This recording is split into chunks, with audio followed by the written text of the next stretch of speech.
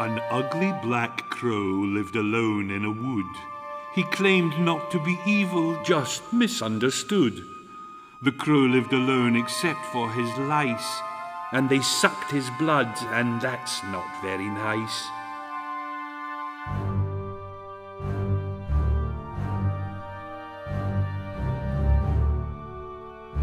It was a cold and dark winter when our tale begins. The crow perched there thinking evil, nasty things, when into the wood came a little lost child, wrapped up in her coat, for the weather was wild. The crow fluttered down, put his head on one side, said, "What's the matter?" But the child cried and cried. "Don't worry," said Crow, "I'm sure I can help." But his mostly black mind thought, "I'll trick the whelp. Go left at the oak tree and right by the elm. When you come to a cottage, just ring the bell."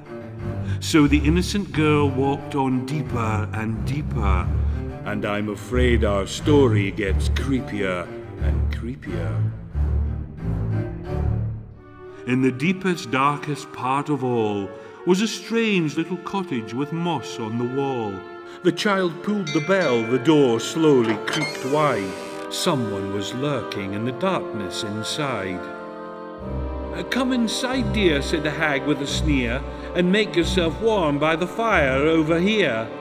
The child had some broth, and she soon was asleep, for the broth had been drugged, the nasty old creep. The witch called up her friends, and soon in the sky black shapes appear, and on broomsticks they fly.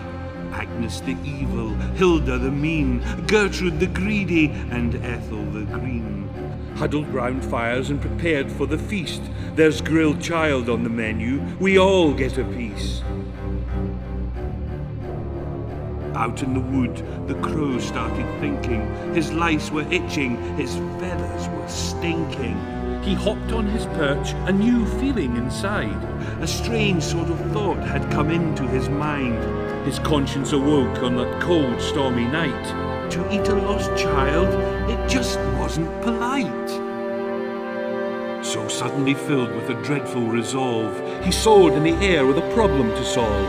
Crow swooped to the ground, snatched a rock in his claws, rose in the sky with blood-curdling caws. Higher and higher, his heart beating faster.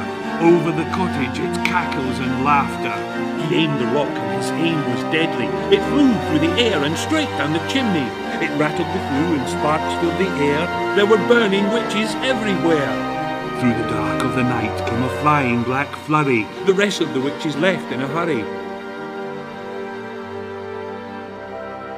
Now our tale is over, the child's home and safe.